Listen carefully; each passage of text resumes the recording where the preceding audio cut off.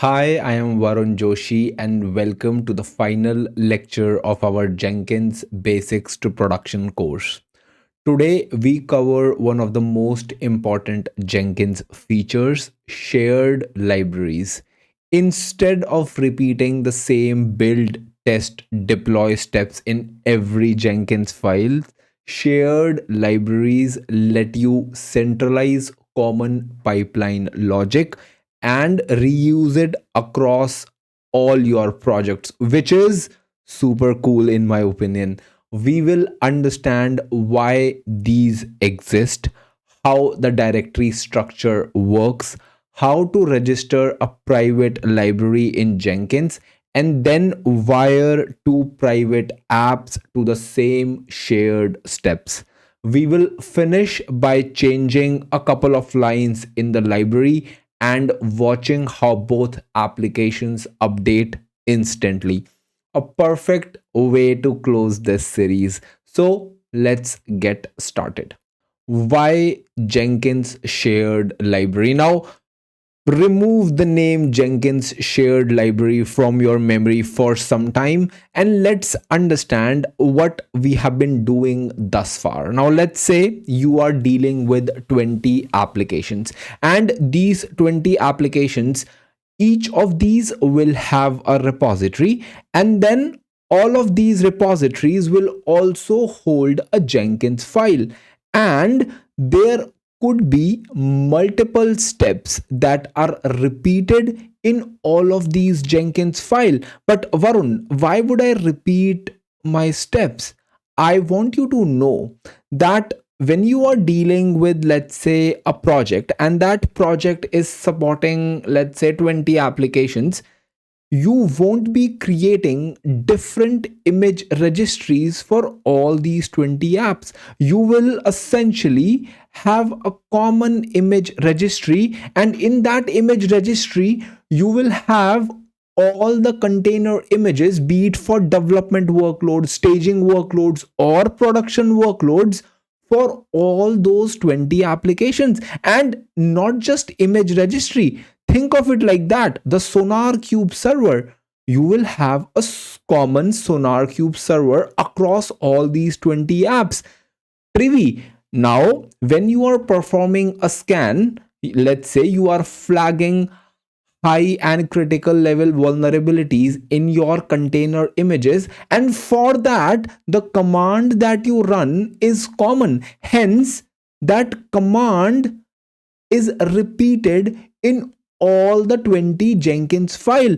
Let's say, for example, now you are flagging your high and critical level vulnerabilities in your images using a specific trivy command that we saw in our mega project, which is the previous video. And now your manager comes to you and tells you, okay, Abhishek, for now we were only flagging high and critical level vulnerabilities, but now I also want you to include medium level vulnerabilities. If Privy finds any medium level vulnerabilities, you fail the pipeline.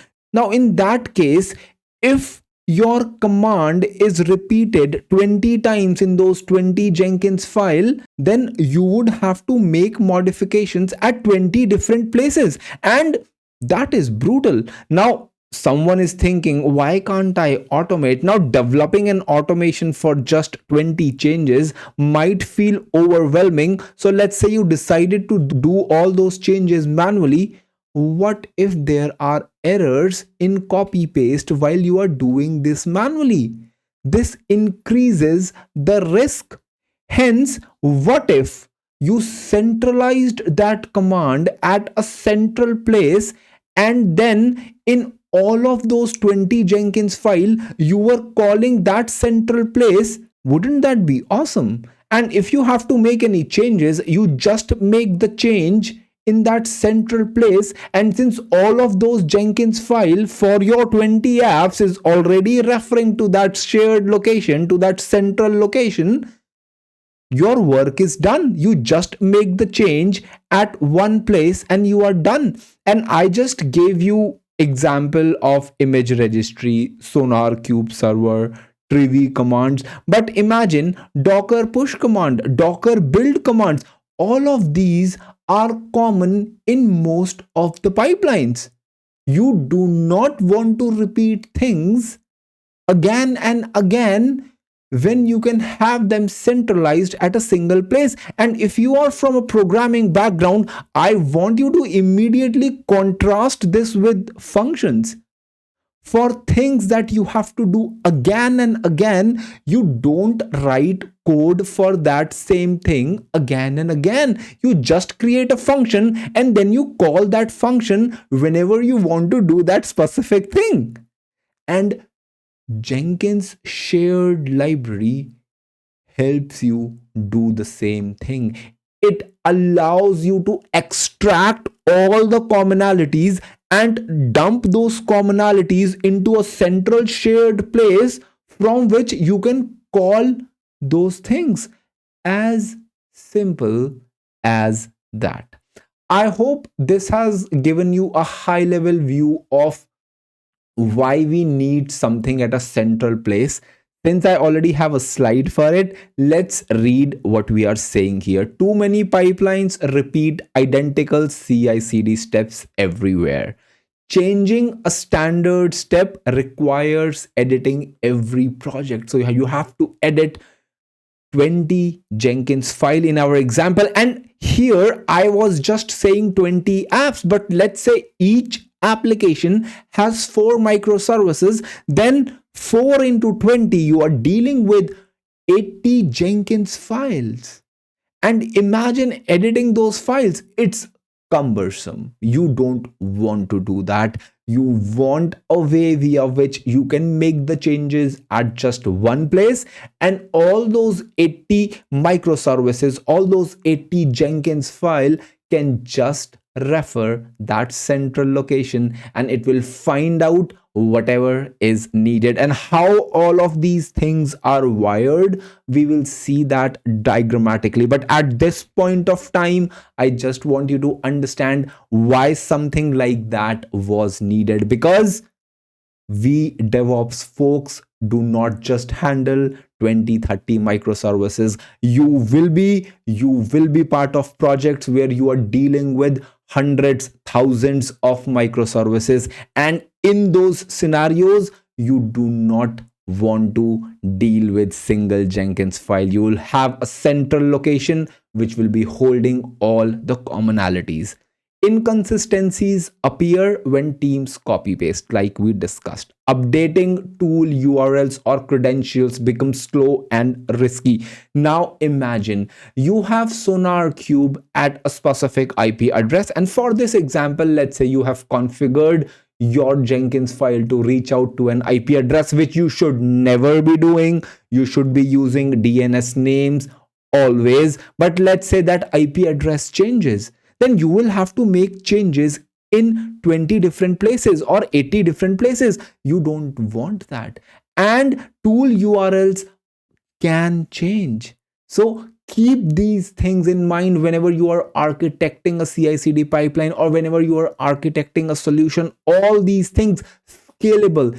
Is the solution I am proposing scalable? The client today wants 20 microservices, but shall I ask a question to client? How about 6 months down the line? Do you intend to deploy more microservices? Do you intend to re-architect the application that are traditional VMs into microservices at a later stage? So all these plannings, all these questions should come to your mind even when the client says, I just have 40 microservices or 20 microservices. Always ensure the solution that you are proposing can be scaled. And this is not just applicable for Jenkins Shared Library here. It is applicable for cloud environments, for traditional virtual machines, for on-premises, for CI/CD, for Kubernetes, or any IT solution you are dealing with, or even your personal business. Is that scalable? How do I scale that? And if I want to scale, what are the other things that I must ensure must be in line when scaling becomes necessary? Last one is central teams struggle to enforce organization-wide pipeline standards. Now, if you have a central place, you can always enforce the usage of shared libraries, so that once you have defined that this is the SonarQube server that everyone must be using, then they just call that shared library and they can use that SonarQube server. Now, this is important for your security teams, because security teams would want that anyone that is running any pipelines, their pipelines must be scanned for SAST, for code quality, code coverage, and so on. For that, you must enforce these things, and all these results must be dumped onto a single server or single SonarQube server, for example. And then shared library is something that will help you achieve that. Now, all these points cover why do we need Jenkins shared library. Now, let's see what is a Jenkins shared library. A Jenkins shared library is a central, like we said, version controlled repository. I want you to know right now itself that the shared library that you are creating will be updated as your application progresses. Maybe you added a SonarQube step, so you will be adding that SonarQube step in your shared library. Maybe now you want to scan medium level vulnerabilities as well, so you will be editing your shared library. Now, since it is version controlled, you as an administrator have a choice whether to use the latest version of the shared library or a version that was pushed on, let's say, 21st of July. So it gives you that level of freedom. And then while configuring Jenkins shared library, we will see what all other options are available. You can even supply a commit hash. So I want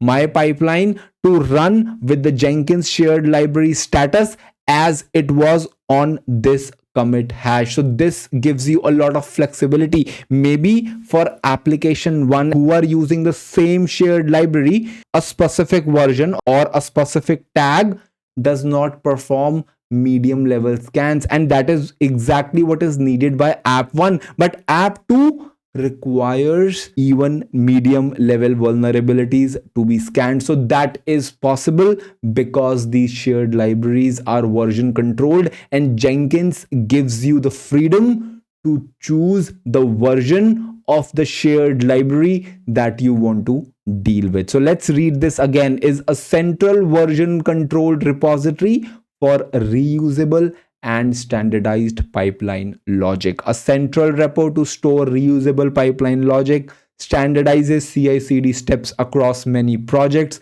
Version control library pipelines can be imported by Jenkinsfiles. Now, this is interesting.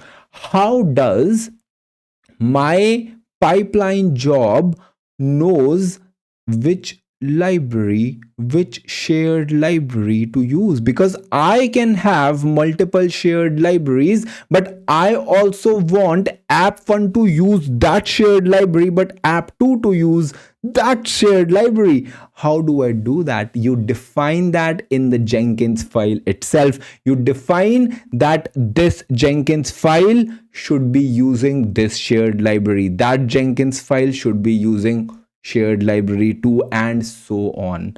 Next is single source of truth for build, test, deploy, scan, and image ops. Now, there could be multiple stages in your CI/CD pipelines. The steps or stages are not limited to what you see here. Maybe you are doing something else as well.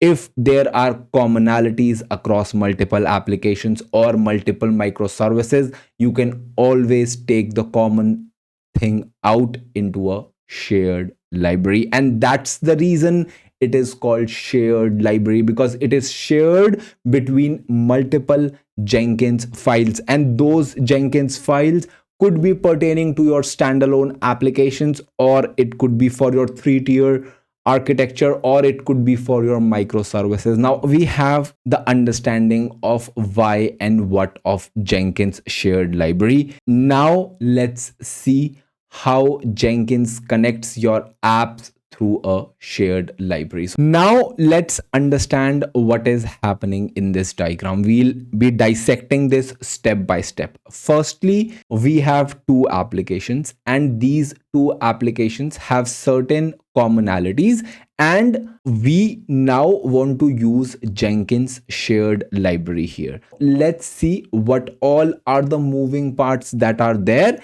and how to wire these moving parts together. So we have app1 private repository. As you know, your application code would be residing in private repos. So the example that I'm giving here is close to production. So app1 private repo is here, app2 private repo is here, and then we also have a repository for the shared library. As I told you, shared library is version controlled. So if it is version controlled, how it is version controlled? Because it has its own repository.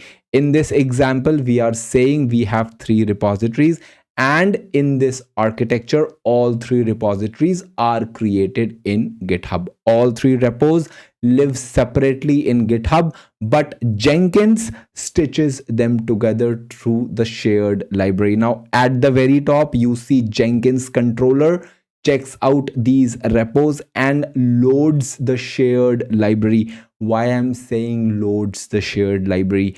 Because it is the Jenkins file in which you define which shared library to use. Now, I will quickly give you a glimpse of what is in app1 private repo. It has the app code, plus it has the Dockerfile, but plus it has a Jenkins file.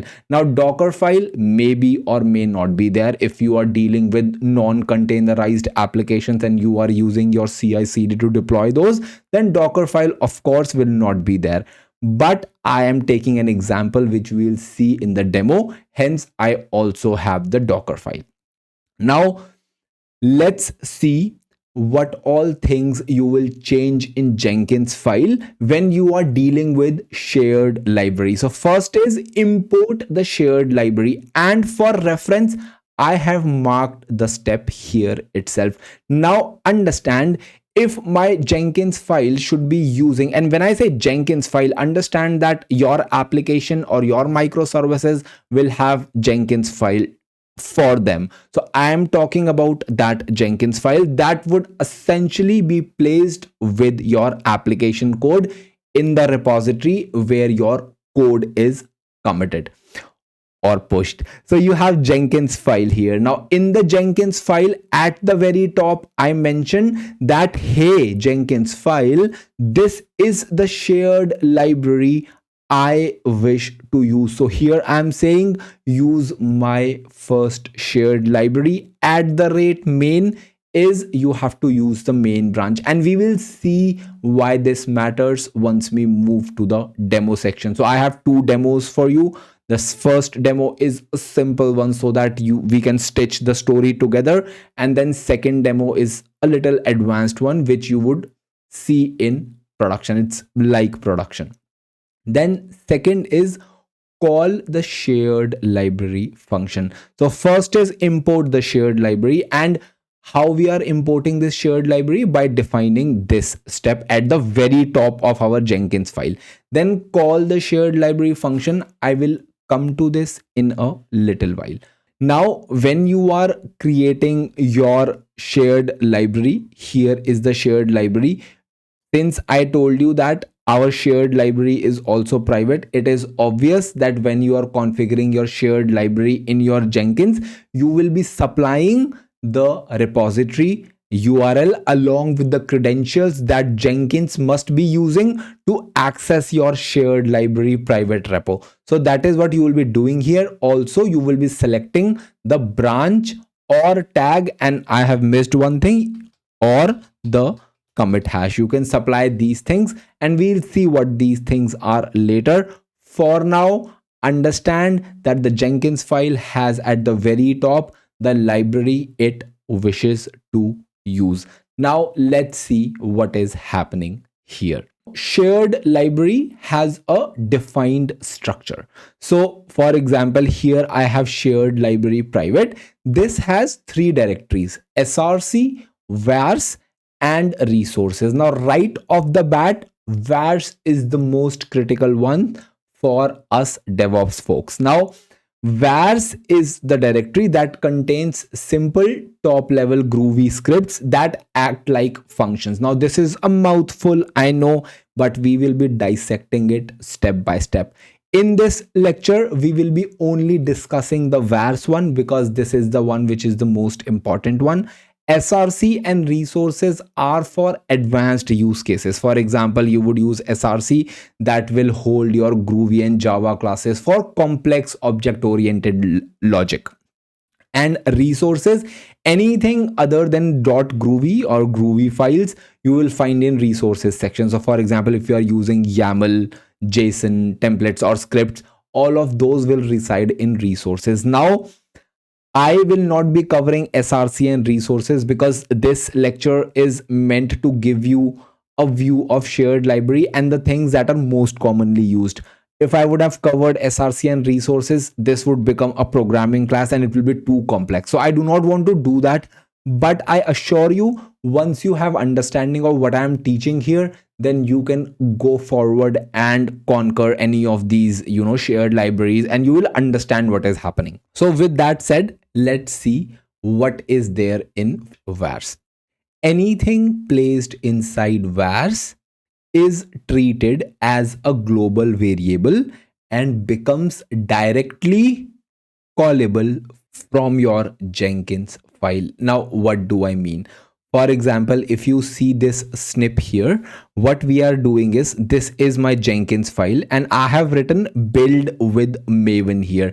Now, why I have written build with Maven here? Because inside the vars directory, I have created a file that is named build with maven.groovy. So I'm not adding .groovy here because extensions you are not supposed to add, but you call this thing using the file name without the extension. So if you want to call this function that you see here that is doing Maven clean install, then you would essentially call that by using the file name. This is a critical piece to understand. You do not have to specify anything that is inside. What you do is you just call the file name without the extension, and what will that do? It will go to that file and invoke the function.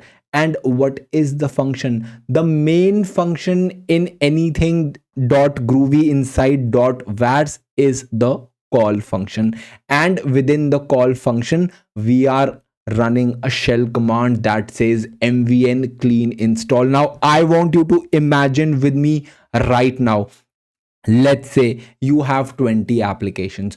All those 20 applications are running mvn clean install. Your manager walks to you and tells you, I don't want to run mvn clean install now, I just want to run mvn clean package. Now if you have been through Maven, you will understand what I am saying, but if you do not have understanding of that, go and watch that lecture. I have that in this channel. Or just understand we are changing certain commands. So here our manager says change this install to package. I don't want you to run the install, just run package. So you will just be changing it here, and your Jenkins file is already calling that function from here, already calling that file from here. So once you change it here, all those 20 Jenkins files that are using this shared library will be running mvn clean package instead of install. I hope this makes sense. Now, if you have understood up till here, that is all there is to Jenkins shared library. Having said that, let's see what we want to discuss next. Each file must use the .groovy extension. That is understood. We are using it. The file name becomes the function name, as I told you. So here I am calling it build with Maven because this file is named build with Maven. We do not include the extension when we are calling it from the Jenkins file. Recommended naming style is camel case. So that's why you see the first letter is lowercase and then each word after that starts with uppercase letter. That is camel case for you. Jenkins looks for a call function inside each file. Like I told you, the main function that is called is call. So you would see that call is always there. This is the main function that gets called whenever you are calling a file. And then that main function can have multiple sub functions. But the main function that gets called is the call function. So we have this understanding. Now let's do first a simple demo, and then we will move to a complex demo. So let's go to our browser first, and then I am creating a Jenkins server along with you, a Jenkins controller. Now if you already know the steps involved in Jenkins installation, you are good to go. You can skip this section if you already have a Jenkins up and running. If you don't, you can follow along with me. So I'll write Jenkins controller because that is what I am creating. I want to use Ubuntu 24.04 LTS is fine by me. And then here I am choosing this instance C7i flex large because this will make things faster, and I want that 2 vCPUs 4 GIB. These instances which have free tier eligible, I am using these because I can use these with free AWS credits. I'll choose this one. Then here the key pair that I wish to use is cloud with Varjosh SJ Mumbai. And then I will scroll further down. I already have a security group created, and the security group that I wish to use is Jenkins controller SG. And if you have followed the previous mega demo, then you know Jenkins controller SG only allows two things. It allows port 22 from everywhere, which you will not be doing in production, and it allows 8080, that is the port on which Jenkins listen, and that also from everywhere. So for now only two ports are opened for the outside world. I'll scroll down. I'll change this to 20 just to be on the safe side, although we wouldn't be using this much storage. I'll scroll further down and we are good here. I'll click on launch instance. By the time it launches this instance, I'll go to my GitHub repository. I'll go to Jenkins basics to production. That is the repository for this lecture. And then I will go to shared library. Now, whatever we'll be doing in any of these demos or whatever theory I have discussed is thoroughly covered in this repository. So I would encourage you to go through these. And if you find this helpful, I would encourage you to start the repository as well. So here I'll go to lab install Jenkins controller. So these things we have already done. I will scroll down, and then what I want to do is I want to SSH into the machine, and then I want to give this machine a logical host name so that we know what we are dealing with. So I'll come here, I'll go to instances, I will click on this, I'll click on connect. Then I will copy the command that can be used to initiate the SSH connection. I'll go to my terminal. I am in my home directory. I'll cd into .ssh. I already have the key that I wish to use here. It is cloud with Varjosh SJ Mumbai.pem, and I already have set the correct permissions. And you can follow the documentation that I have shared in my GitHub notes if you want to set the permissions as well. So I'll press enter and I will click on yes. This is trust on first use. I will clear my screen so that I have more real estate. And then I will copy this command to set the host name. Now the host name is set to Jenkins controller. After that, I will also set the time zone so that we can study the logs properly. Now this will set the time zone for this virtual machine, for this operating system, but JVM also requires the time to be set correctly, and JVM will be there once we install Java 21, and we are installing JDK. JDK is Java Development Kit. I keep on mentioning this because I want everyone to understand that there is a difference between JRE and JDK. You install JRE when you want to run Java applications, but when you want to build the Java applications, you also want compiler to be there. And JDK is the one that comes with compiler and other essential tools that are required for building a Java application or troubleshooting a Java application. I'll copy this and then I will paste this here. So this will install Java for me. Then I will scroll further down. Now we will begin installing Jenkins. Now installing Java is a prereq for Jenkins, which is why we installed Java. Now we will be first adding the repositories for Jenkins, and then we'll be installing Jenkins. So I'll copy all of these. I'll go to my terminal. I'll let this complete first, and once it is, I'll paste the commands. Okay, I'll paste the command now. You can see that we have all the things. Java compiler version is 21.0.9 and OpenJDK version is 21.0.9, which is fine. I'll click on enter and then I will move to my repository again. Here is the part where I am setting the JVM time zone. So I will be using this non-interactive command to do this. You can use either of these. Both of these are doing the same thing. This will just do whatever I want in just one click. I'll go here, I'll paste it here, I'll press enter, and then I will come here. Daemon reload will reload the unit file. This will enable Jenkins so that even after a reboot, Jenkins starts automatically. Then we are checking the status in the final command. So I'll paste it here. I'll press enter. So I see the Jenkins service is running. I'll quit this. I'll go to my browser. I will come here. I will go to instances. I will tell him to remind me later. And then I will copy this public IP address. HTTP, it's not HTTPS. Remember folks, I'll paste it here. It is 8080. I'll press enter. And here it is saying you can copy the password from this location. I will go here, sudo cat, I'll paste that here. I'll copy the password and then I will paste the password here. I will click on continue, never, and then here install suggested plugins. That is what I want you to choose.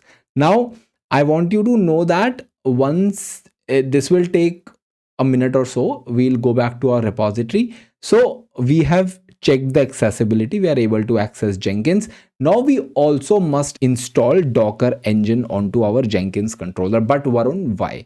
Now understand that Jenkins is just an orchestrator. You would want the tools that are required for your pipeline to be available in Jenkins. So if you have watched my previous lecture, if we are doing Trivy scans, we want Trivy to be installed into Jenkins. If we are logging into AWS ECR or running AWS specific commands via AWS CLI, then we would want AWS CLI to be installed onto our Jenkins controller or to our Jenkins agent if Jenkins agent is the one that is actually running the jobs. And as we have seen in this series thus far, in production environments, you will have the controller that will just be used for creating jobs and so on, and the actual legwork of running the jobs will be performed by your agents. And we saw that in our mega demo. But in this lecture, our controller is acting as both controller and it is also doing the legwork as in it is the one that is running the jobs for us. Since our jobs that we'll be creating in this lecture will be using Docker commands, because we'll be building a container image and then we'll be deploying a container using that image. For that, we need Docker engine installed, which is why these are the steps that we'll be using to install Docker engine onto our Jenkins controller. So I'll copy all these commands. I will go to the terminal here and I'll clear my screen. I'll paste all of these commands here and I'll press enter. So this will install everything. I have omitted the first one because this is a fresh VM. So I'm pretty sure it does not have Docker engine already installed.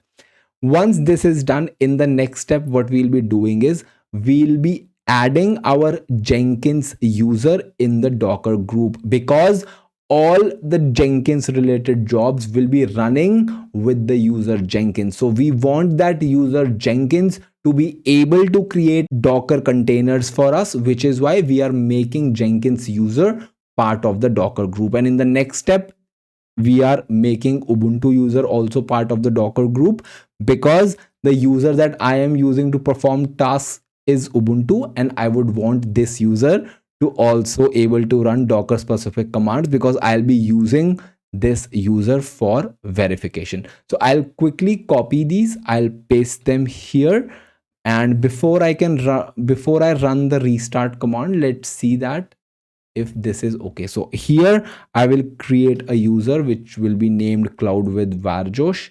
I will give it a secure password here. Again, I'll confirm the password. Full name is Varun Joshi. Email address is abc@xyz.com. I'll save and continue here. And here I will leave this as is, save and finish, start using Jenkins. Now finally I will run this command that will restart Jenkins. I'll go to my CLI. I will paste that here and this will restart. And then finally what I'll do is I will verify that the user Ubuntu can run docker hyphen hyphen version, and then I will verify that user Jenkins can also run docker hyphen hyphen version. I'll come here, I will paste these commands here, and I can see both of these can run this command. So docker installation is done, and now Jenkins and Ubuntu user can run docker specific command. So we are good here. Now let's move to the demo section. I'll remain in my browser. So what I will do is I will go at the very top, and then I will open this thing, and then I will go to repositories. And now we want to do a simple demo. So what I will do now, I will create a public repository first, and then we'll move to the private repository. I'll click on new, and I will call this shared library demo. I'll scroll down. This is already public, which is fine. I will click on create repository.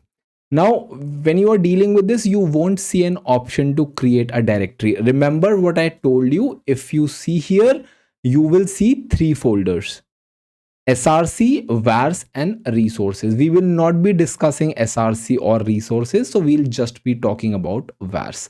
We'll go here. We have to create a directory named vars. So I'll click on create a new file. Here I will write vars, but I will also add a forward slash, which will make vars a directory. Then here, what I want to name this file. Remember what I told you. Whatever name here you give, you can call that in your Jenkins file without that extension. So, and we have to use camel case because that is what is recommended. So I will come here and I will just call this simple echo, because in this demo we'll just be echoing something, and then I will also mention .groovy. This is fine. What I want to enter in this file, so I will quickly copy the contents and I'll paste it here. Now let me explain this to you. I already told you that we will be calling a function named call. So call is the main function which will get called whenever you use simple echo in your Jenkins file. And then what we are doing, we have this parenthesis here. We open and close a parenthesis. Then we have a curly brace. And within the curly brace, we are saying echo Jenkins Shared Library project with cloud with varjosh, and then we are closing the curly brace. That is all what we are doing here. I will click on commit changes. Copilot will be, give me a commit message. Add simple echo function to echo a message. I'll click on commit changes. So we have one file created here. Now, if I go to the diagram, we have this part sorted. Now we want to create a repo. Here private repo is shown, but for now we'll be creating a public repo, and then we have to create a shared library in Jenkins. So let's go to our Jenkins UI, and here first let me change this to dark, and then I will zoom in a little, and here I will go here. I will hold on. Cloud with varjosh was my user. Then I'll enter my secure password. Keep me signed in. Sign in. Okay. Why this has changed the appearance again? I'll move it to dark again. System, and in system I will search for global, and then I move to global trusted pipeline libraries. I'll click on add. It is asking me to name the shared library, and I will choose a cliched name, my first shared library. Yeah, spells right. Default version. Now remember what I told you. Your shared libraries are version controlled, so you have the flexibility of choosing the version that you want to choose. So if I click on this question mark, you can either have a branch name, tag name, or a commit hash. But here in our example, we will be using main. So what we are saying is whatever is there in the main branch, you just pick that up. That is the version of shared library we wish to use. And there are other things as well that you can use, as you can see, etc. here according to the SCM. So I am choosing main here, but I want you to clearly know that why were we calling our library with @main, because we wanted our library to use main. And now you will understand this as I progress further, I promise you. Then here is load implicitly. I do not want to load this shared library implicitly. I only want to load this when someone is calling this shared library. So what I'm saying is, when someone writes in their Jenkins file that this is the shared library I wish to use, only then that Jenkins file can use this shared library. Next is allow default version to be overridden. So this is the important piece. So for example, if I have defined main here, then I don't have to type @main here. I can even omit that because the default version is already main. But I am saying allow default version to be overridden. But if I want to, let's say, mention a commit hash for application 2, but I want the main for application 1, I can do that. Remember, I told you maybe for application 1, I want to scan medium level vulnerabilities as well, which was part of a specific commit. For that, you can use a commit hash here, and here you can continue to use main because main has what you wanted. So here I am allowing default version to be overridden. Next is include @library changes in job recent changes. What does this mean, Varun? So remember, when we were discussing different jobs, there was a feature when you pushed something in your repository that will trigger your pipelines automatically, right? And this point says you, whenever there is a change in your shared library and any of the pipelines, any of the jobs that are using that shared library, if they are configured to run automatically, then they will also run whenever there is a change in the shared library. So that is what it is saying, include @library changes in the job recent changes. But understand, this will only work if you have configured your pipeline to get triggered whenever, let's say, there is some activity in your repository. So it will only work then. Next one is cache fetched versions on controller for quick retrieval. Now understand, in our example, we just have a couple of Jenkins files. We'll be dealing with app 1 and app 2 as we progress to demo 2. In demo 1, we'll just have one application, and that too test application. But remember what I told you, you as DevOps engineers will be aiming to reduce the runtime of your pipeline to minimum while covering all the compliance or all the requirements for your application. We said that before.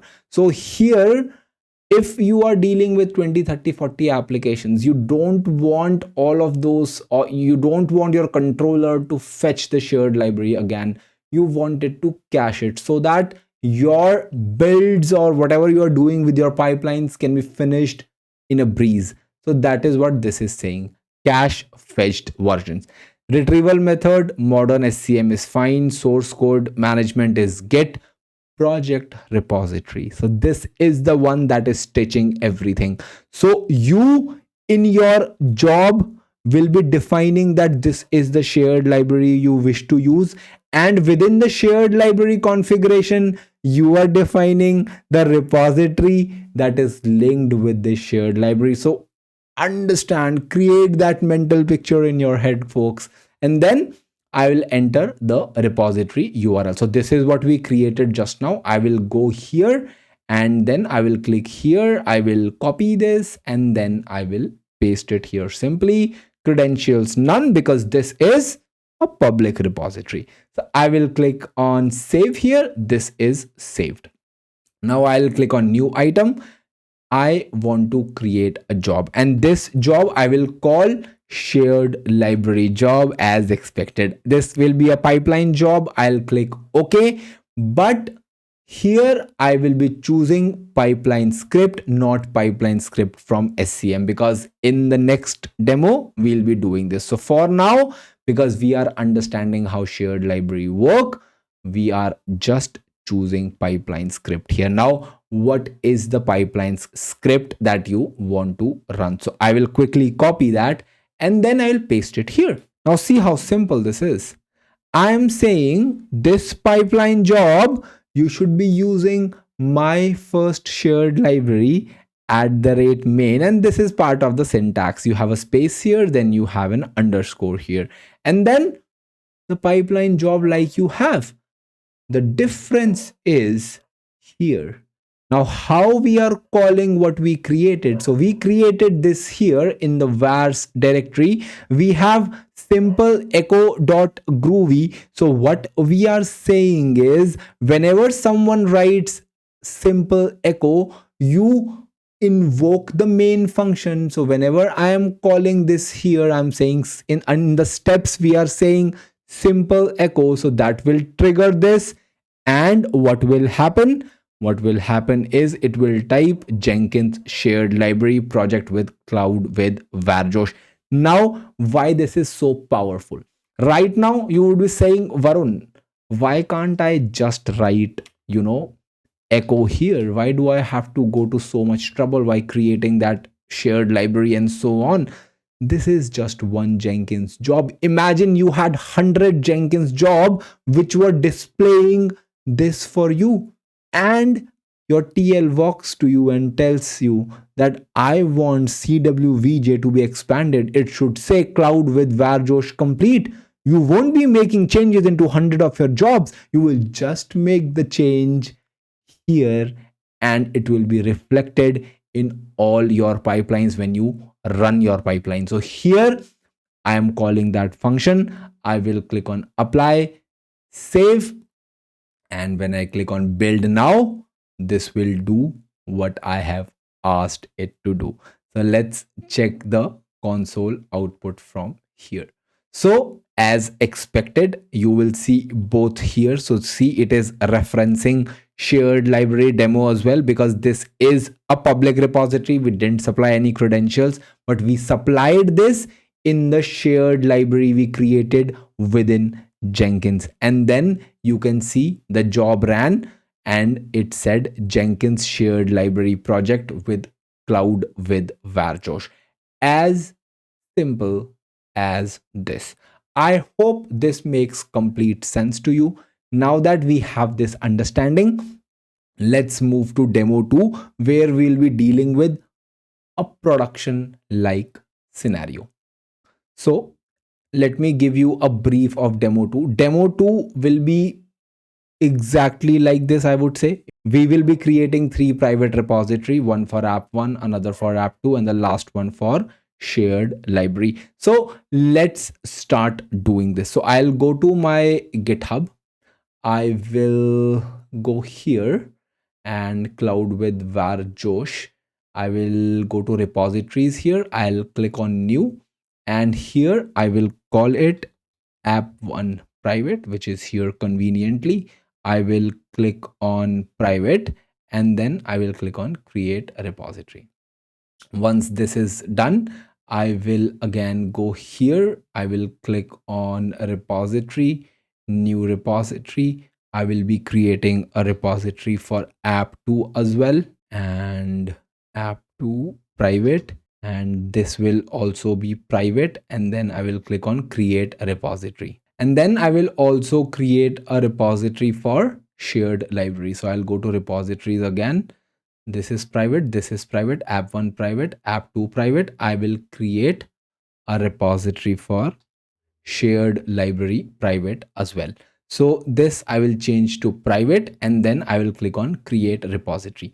Now this part is fine. So we have 3 private repositories. Now when you have a private repository, you need credentials to log in into that private repository. So let's do that. So what I will do is I will click here, I will go to settings, and then I will scroll down developer settings.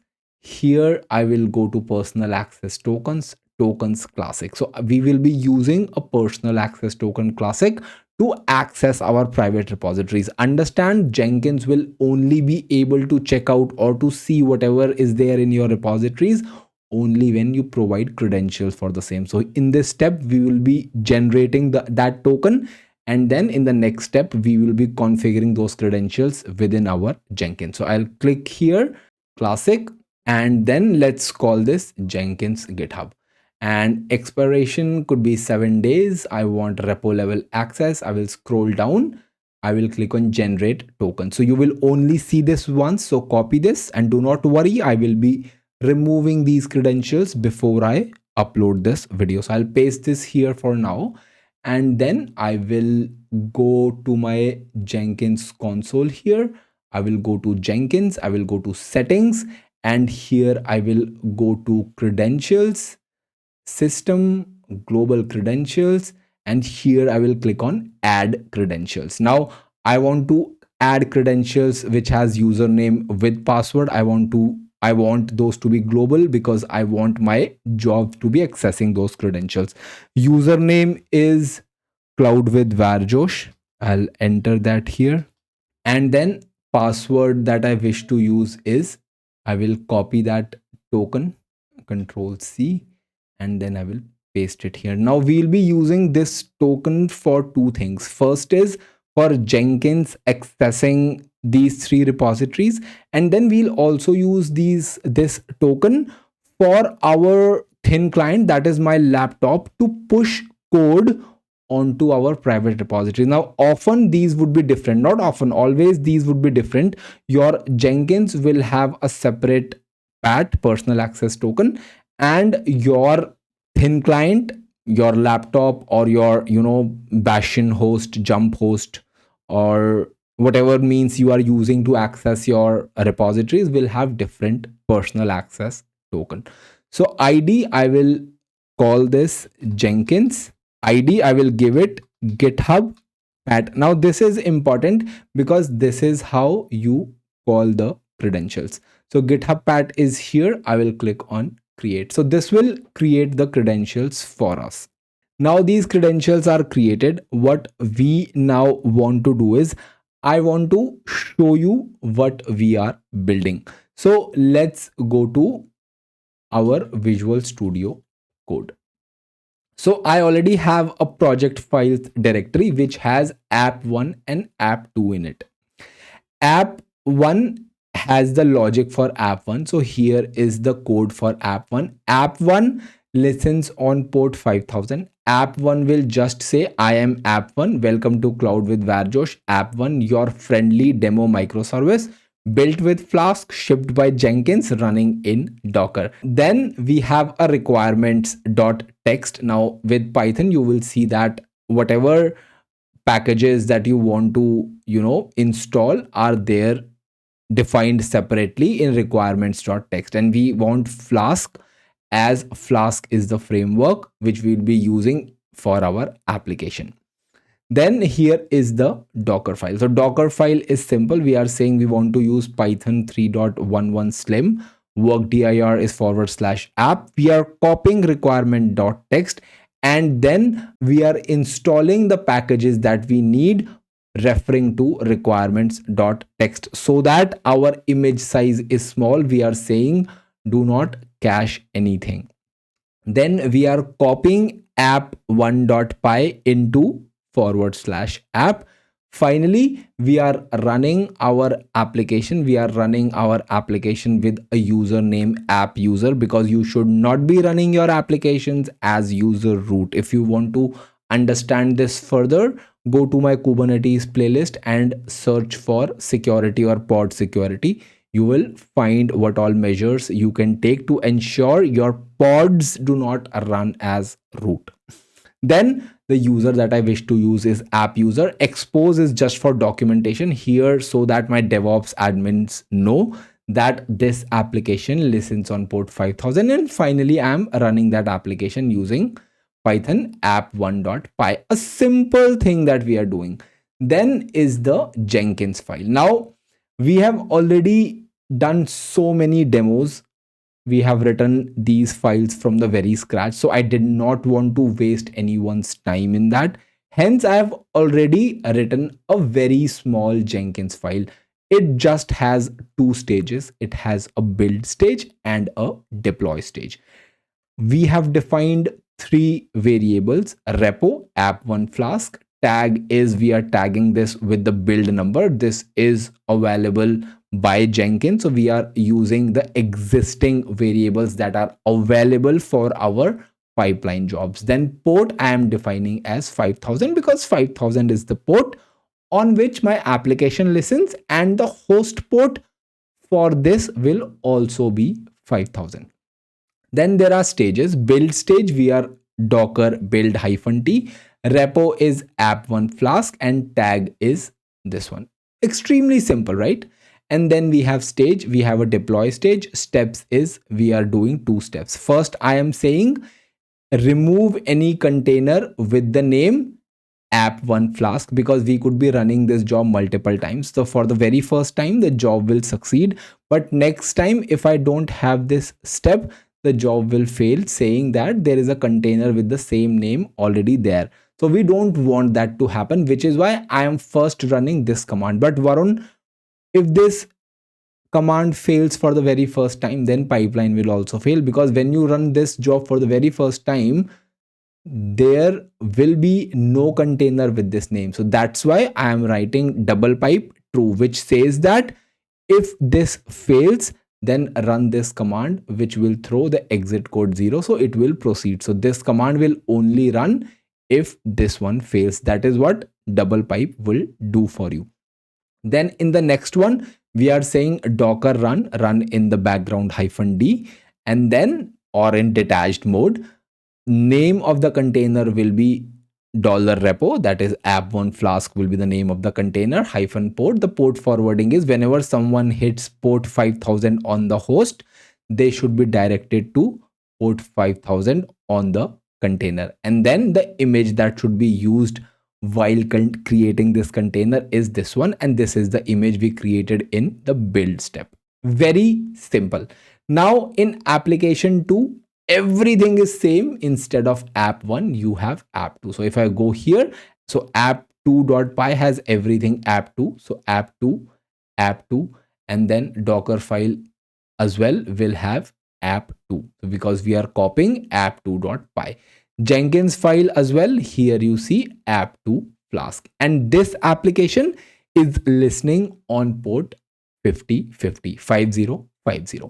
Now we have done two main things. We have created our personal access token. We have done a walkthrough of both the applications that we are about to deploy. Now what we want to do is, we want to push the code that is here onto our private repositories. Now what I want to do right now is, first I want to show you how this looks without shared library. We will just do a smoke test. We will run the jobs and see everything is working as expected. So let's go to the command line. I will go to my terminal, and this is the controller I don't want to deal with here now. I'm working with my laptop, so I'll go to this terminal. I'm already in project files. If I run ls, you see I already have app1 and app2. So I'll cd into app1. So right now, if I do git status, I see this is showing the results of my, another repository, another, directory. But for this directory in app1, this is not get initialized yet. So I'll clear my screen. I will run git init first. Now this will initialize this. Now if I run git status now, you would see that it is saying all these files are currently untracked. So if I want to track these, I will write git add dot. Now this will start tracking all the files. Dot represents all these files. I will write git commit -m. I will write initial commit with code and Jenkins file. We'll ignore if there are any spelling errors. I'll press enter. And this part is understood. But understand, up till now, if I go to my repository in the browser, I go here rather, and then if I go to here, I want to go to home, then I should have gone via show more. And then if I go to app1 private, what I see here is they call this main branch. But if I go here, git branch -v, then I'll come to know that this is calling it master. So what we want to do is we want to change the name of our branch. So what I will do is I'll zoom in as well a little so that you can see properly. I will write git and branch, and what I want to do is I want to name my branch main. So if I now run git branch -v, you will see it is now changed to main. Now that this is done, what I will do is I will run a command. Let me copy that command. What I'm doing is I am adding a remote, and this remote I am naming it private repo. You would have often seen that people name it origin. So either is fine. I prefer private repo here. So I have written private repo. I've added a remote, and this one you have to replace with your username. Just give me a moment. I will write here cloud with varjosh, cloud with varjosh.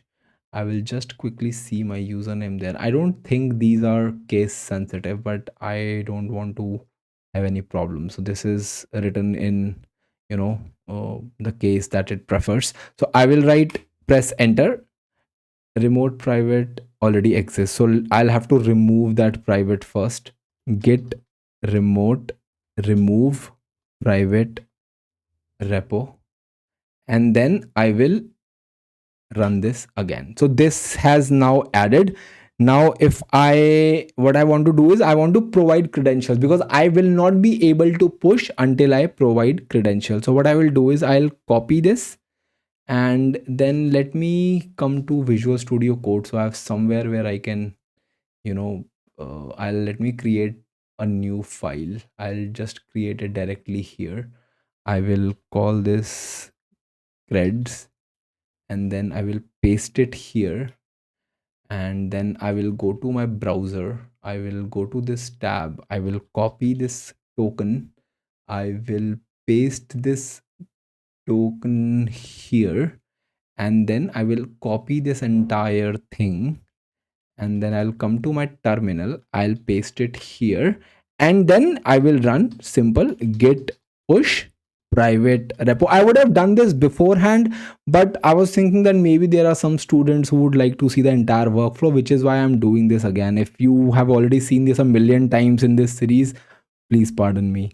Then I will write main here, because what I'm doing is I am pushing the main branch to this remote. I'll press enter.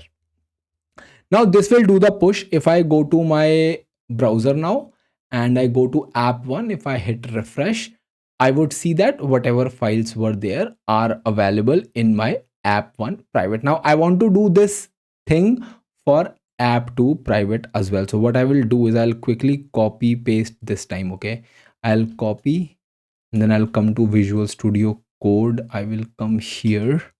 I'll paste these commands here. I will copy this username and I'll paste it here. Okay, and then I will copy this entire command and I will paste this here. I'll have to change this to app2 private, and I'll have to also change this to app2 private. And I think rest everything looks okay. I will copy this and then I will paste it here. Let me, in the last command, I just want to do a force. I'll copy this, I'll paste it here. I'll do a force push and this should work. I will go to my browser. I will refresh it. More learning for you. This is brute force, okay? Do not do this in production. Do not force push it until and unless you know what you're doing. I know what I'm doing right now, which is why it is fine to run these flags. Use these flags with caution. rm-rf or --force. These can cause destruction, folks. I'm telling you, people. Anyway, so let's move ahead. So we have done this. This is good. Now we have the code in our repository. What we want to do is we want to create the jobs that will be using these repositories, right? So I will go to my Jenkins console. I will go here. I will create a new item. I will call this simple app1 job. I'll call this a pipeline, and then I will scroll down, and this time I will choose pipeline script from SCM because I have my Jenkins file committed in my private repository. Understand these things, my friends. And then I'll choose git here and then repository URL. As soon as I will paste that URL, it will give me a red flag that, my dear friend, I want credentials. This is a private repo. And as expected, and here I will say use these credentials and be happy, and it is happy now. So I'll write main here. I will, because main is the branch where everything is placed, and then I will click on save. Let's click on build now. Now this should succeed. Why this should succeed? Because right now we are saying run this job normally, no shared library, nothing here. Now this should run. I'll click on build now, and till the time this runs, let's create another job. Let's call this app2-job, and this will also be a pipeline job. Okay. And here I scroll down, I choose pipeline script from SCM. I go to app2 private. I copy the URL. I go here. I choose git as SCM. I paste that here. It won't be happy for some time. Let's make it happy by providing the credentials. This I want to be main. I will scroll down. I will click on save. I will build this now. I will go to Jenkins, and app1 has run successfully, and this is deploying in our Jenkins controller itself. So if I go to my iterm, I go to this controller, I clear my screen for more real estate. I run docker ps, permission denied. Why would you deny me permission, my friend? Let me just quickly, I'll go to my repository. Here, install Jenkins controller.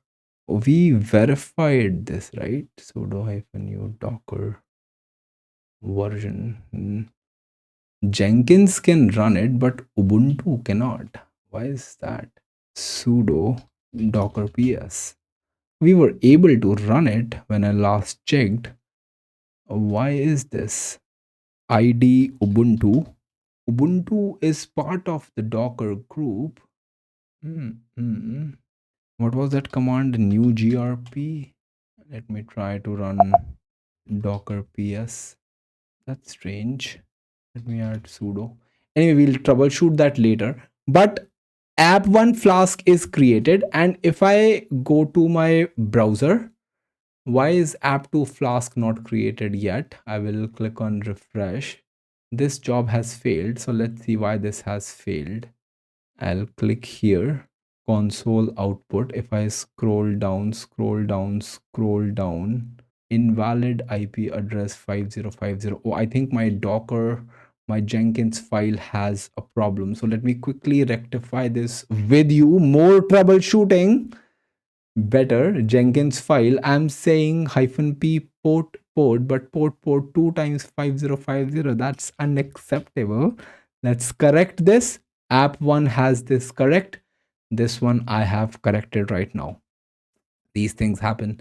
And then I'll go to iterm.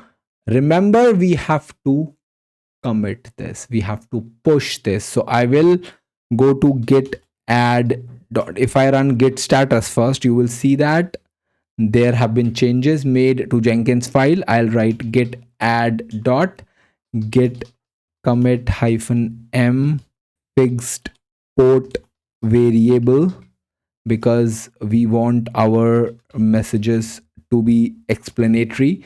I'll press enter. Git push private repo main. I'll press enter, and then I will go to my browser. I will go to app2 job, build now, and if this succeeds, I will be running app1 job again because I want to see symmetry. Build 1, build 2. It has succeeded now, so let me quickly run app1 job again so that we see symmetry. So if I go to my iterm and go to my controller, if I run sudo docker ps, you see I have both of these containers running, app1 flask, app2 flask. And if I go to my browser, if I copy the public IP address of my instance and I write http I // I paste the IP address and it is listening on port 5000. This won't work, and someone is saying, Varun, you have not entered the port number in the security group. How would it work? So I have to open two ports, 5000 and 5050. So let's do that. 5050, interesting, right? I'll go here, go to the security group, edit inbound rules, add rules 5000. I'll open it for everyone. Do not do this in production. 5050. And then here for everyone, you can write descriptions as well. And this should now work. Here, HTTP. Why this is not working?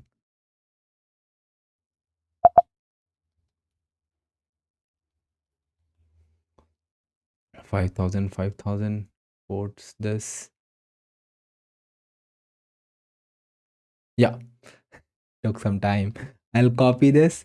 I'll paste this here. And then let's also check 5050. And this should also work. So this is showing app 2. That is what we expected. This is showing app 1, which is what we expected.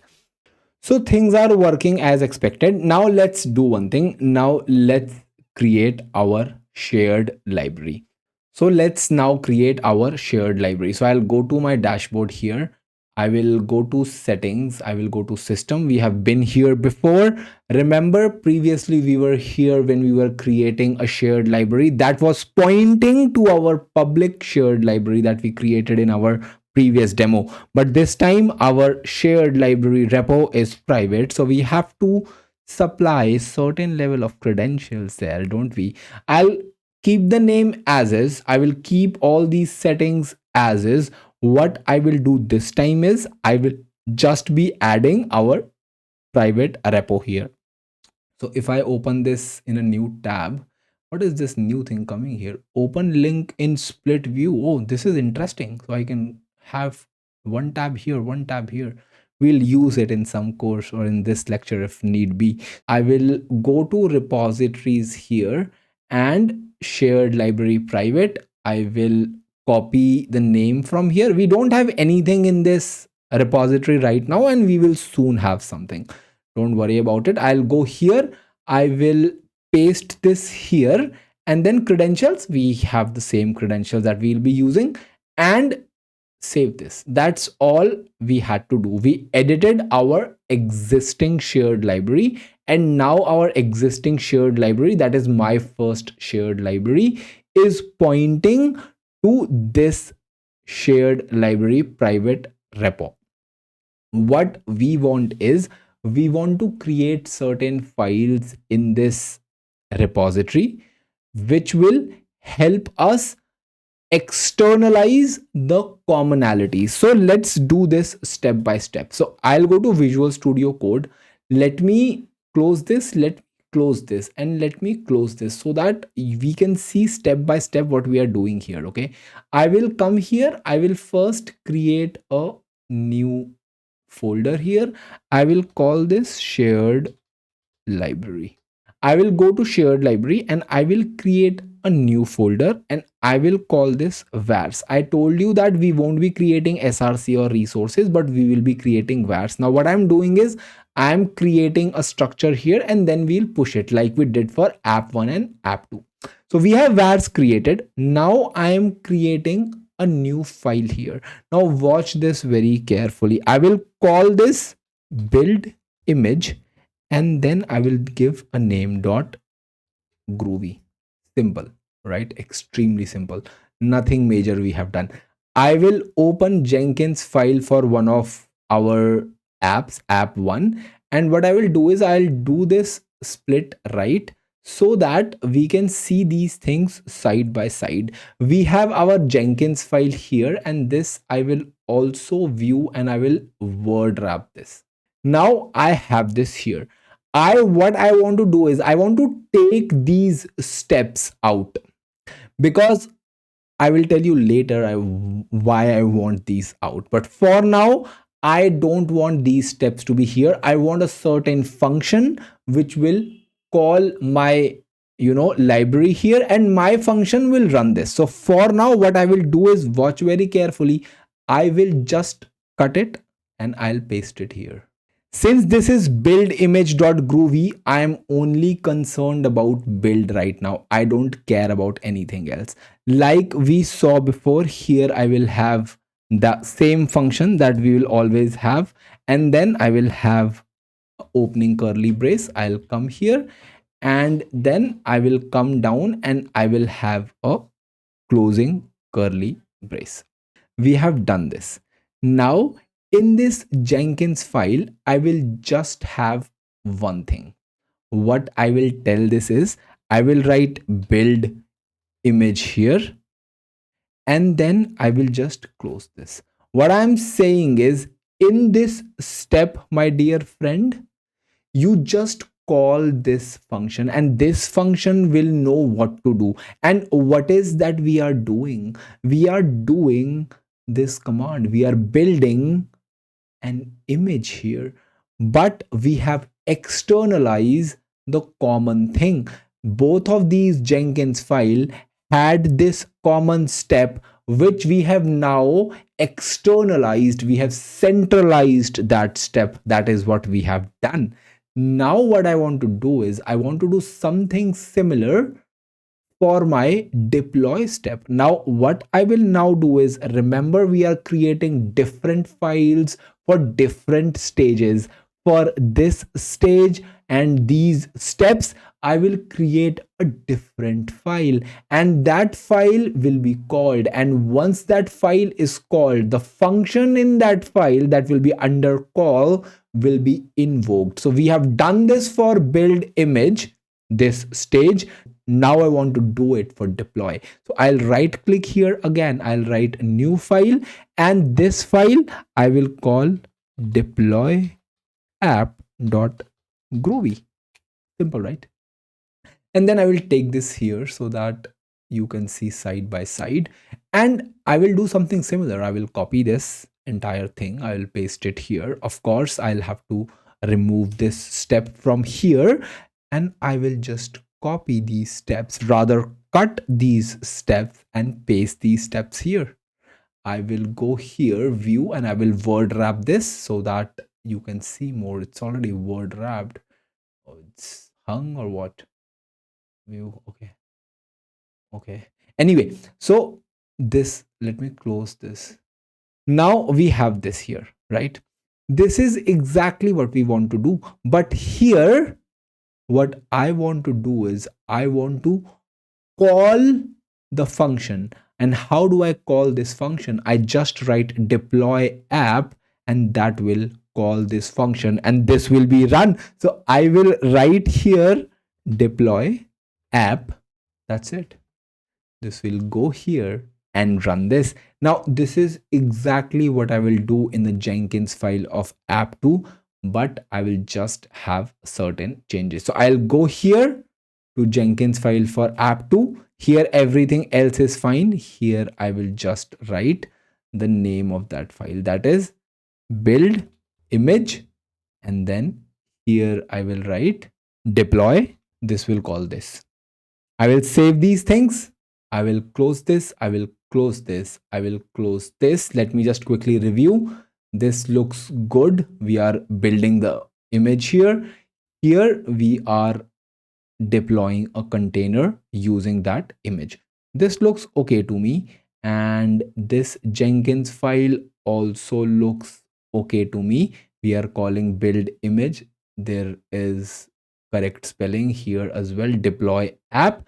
If I go here to this Jenkins file, this is build image and this is deploy app. The spelling is correct in both of these. I will save these. I will go to my terminal now. I will go to this tab. We are in app2 right now. So git add dot git, because we have made changes in the Jenkins file. So we have to commit both app1 and app2. The Jenkins file has changed. So I will write git commit Jenkins file changed to have shared library. And I will have to also write -m here and then press enter. Git push private repo main. This is done. I will come one step back. I will cd into app1, and this time I will write git add dot and then git commit Jenkins file to shared library. This is fine.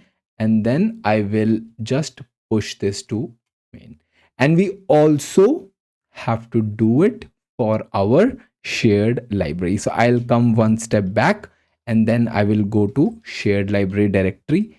We run ls here and I run git init first, because I don't think this was initialized. Yes, this was not initialized.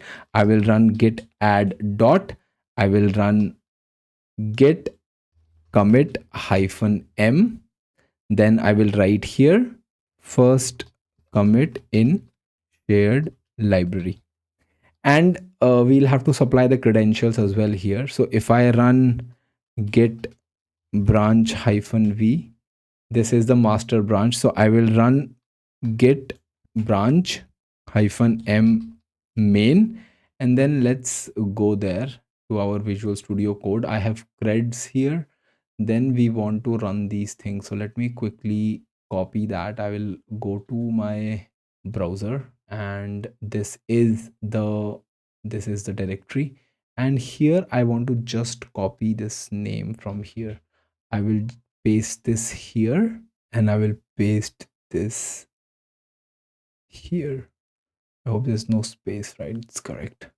And then I will just copy these three things, and then I will come here. I will paste it here. I'll press enter. So this is done. I will go to my repository and then I will just refresh this to see. I can see all those things here. I can see vars here, first commit in shared library, and then I see both my Groovy files here. So I will now go to Jenkins and then let's rerun these jobs. So we have done the shared library part. We have defined the private repository. We have pushed to our private repositories. We have the fresh code everywhere. Now, finally, let's run this. I'll click on this. I'll click on this. Let's go to one of these jobs and see everything is working. So this has failed.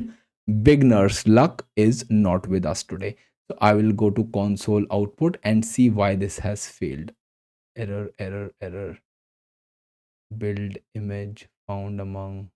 This is interesting. Okay, this is for app 1. Let's see if app 2 is showing the same thing. We copy paste it, so that's expected. I will go here, console output. No walk, Jenkins changed, Jenkins file changed to have shared library. That's fine. That's our commit message. End of pipeline, stage deploy skip due to earlier failure. So this failed somewhere here itself.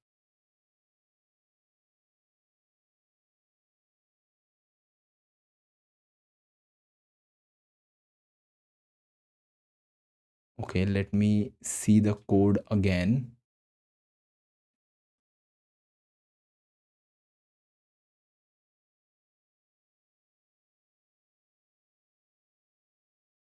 Wow. Just wow. Can you even tell me what is wrong? We don't have that library block at the top.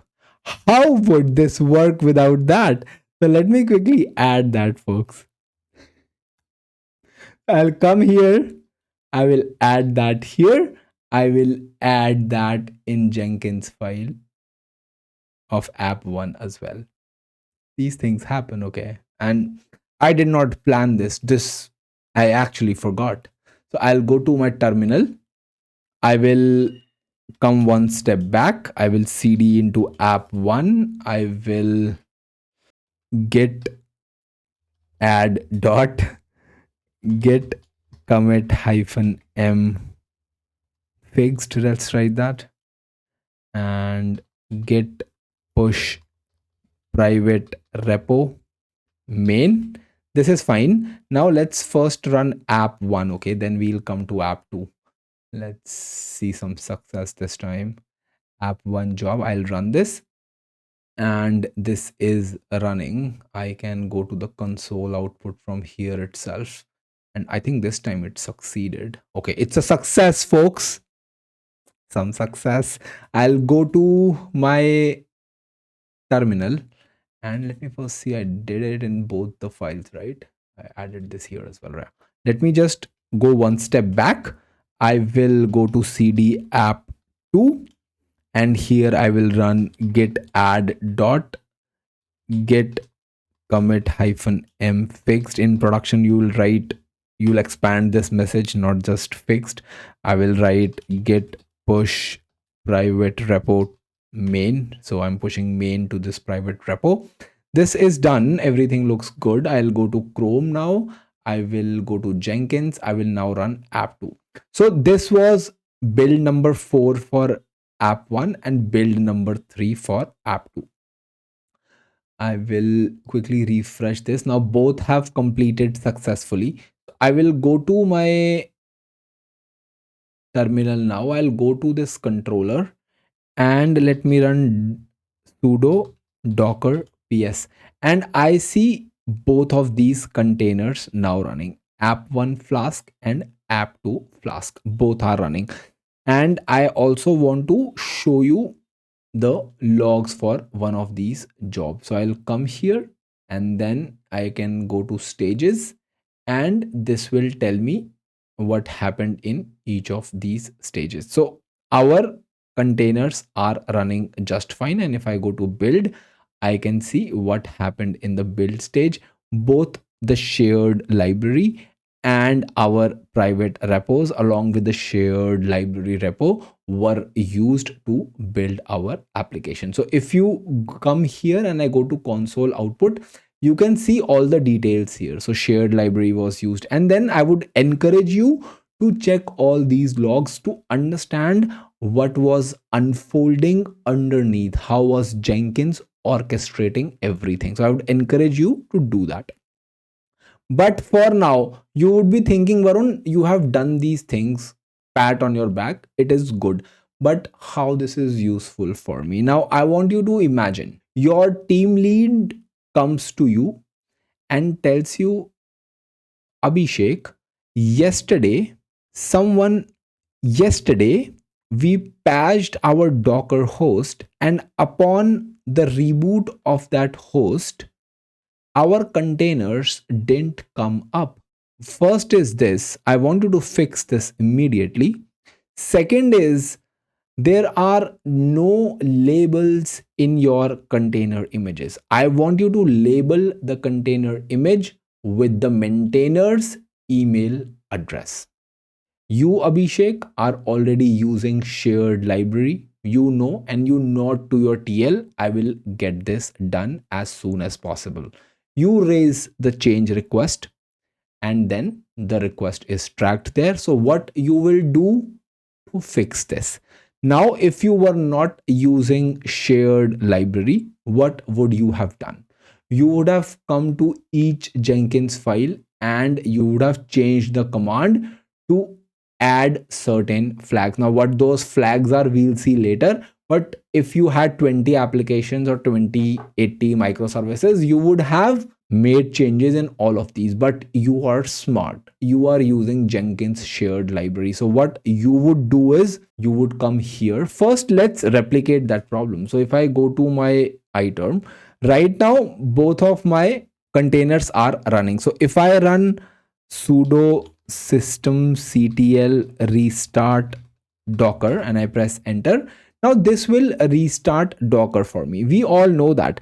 But after Docker has restarted, let's see what is the status of our container. So if I do that, you see both my containers are in stopped state. So if I run docker ps now, and I have to add sudo here, and I have to add -a flag to see the stopped containers, you see that both of these containers have exited. So the Docker service was restarted, or when the host will be restarted, we would see that our containers will stop, and we don't want that. We want our containers to be running 24/7, because these containers are running a web application which is accessed, let's say, 24/7. So we would want these containers to automatically start when the Docker host is rebooted. So what I will do is I will come to my Visual Studio Code. I will go to my shared library code. I won't be touching my Jenkins file. Okay, I'll go to this deploy, and here I will add a flag. Now the flag that I will add is, I will call this restart, and then I will say unless stop. Now if I have manually stopped this container, then you don't restart it. But if there is a Docker service restart, or the host is rebooted, you automatically restart this container. So I have added this step. Now this was requirement 1. Requirement 2 was I want a maintainer label. So what I will do is I will come to this build image, and here I will add another flag. I will add label, and here I will write maintainer is equal to cloud with varjosh@gmail.com. And by the way, this is a valid email address. If you want to interact with me, if you have certain feedback, feel free to reach me on this email address. Now we have added both of these points. We'll have to first commit these, and once we have committed, we can rerun our pipeline jobs to see whether our changes have taken effect or not. So I'll come to my terminal, and here I will go to this tab. I will go one step back. I will cd into shared library. Here I will run git status, and this will show me that you have made changes to 2 of your files. Now let's run git add dot git commit -m. I will just write automated a few things, and then I'll press enter. And finally I will run git push private main. I'll press enter again. I will go to my browser, and I have a habit of always refreshing my repo when I've pushed something new. I don't have a clue why, because if that terminal has shown success, it is there, right?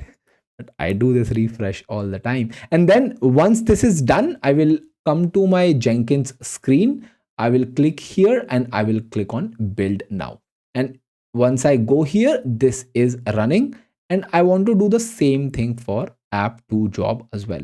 So I wanted to do certain changes. I did those changes in my central shared library repo. I did not modify my Jenkins files that were placed in app1 and app2. And just to let you know, all these files I will be committing onto the GitHub repositories, and I will also include the old Jenkins files so that you can follow along. So what I will now do is I'll go to my terminal.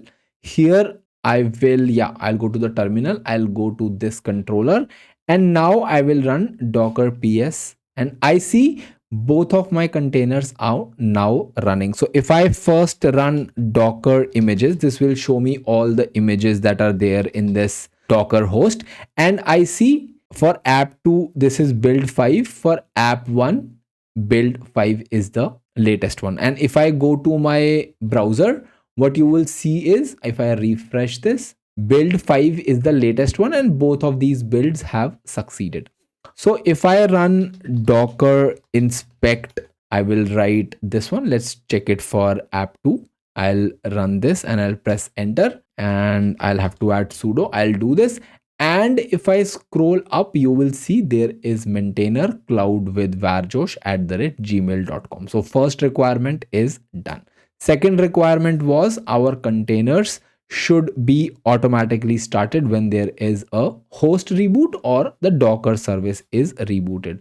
So let's do that as well. I will run the command sudo systemctl restart docker, and then we'll be checking the status of our container. So let it do its magic, and then let's run docker ps. And you see our containers have been up for 5 seconds because that is when the Docker service came up. So our containers, both of these, are up and running. Now, this is something very simple that I have shown you, but I want you to understand that right now I have not moved certain parts of my pipeline into my shared library. For example, if I, let's say, move all these things also there, then changing the repo or changing the tag port, all of these things become so simple. So what I want to now do is I want to quickly take you to my GitHub repository, and I want to show you what all are the possibilities when you are using shared library. So I will move at the very top, and then I will scroll down, and here I will choose why centralizing config matters. And here you will see a lot of things. I'll suggest you give it a read. So this really starts to shine in real CI setups where multiple apps rely on common tools like SAST scanners, DAST tools, image scanners, code quality platforms. So all of these things are common in most of the applications. So what you can do is you can move these things out. Maven commands, you are running the same Maven command for most of your apps, you can move that to a shared library. So I hope all of these things make sense to you. What I will also do is all these files that we have used, you will find in the repository. I will also move the old Jenkins file that we were using initially to the repository of this lecture. With that said, it's a wrap for this lecture. This was our final lecture in the Jenkins Basics to Production course. You saw how shared libraries remove duplication, simplify maintenance, and let you update many pipelines by changing one file. Both apps picked up a new build and deploy logic automatically, proving why real teams rely on this approach. If you have any questions, feel free to ask them in the comment section and I will reply. If this helped, do consider liking, sharing, and subscribing. It will mean a lot to me. Thank you very much.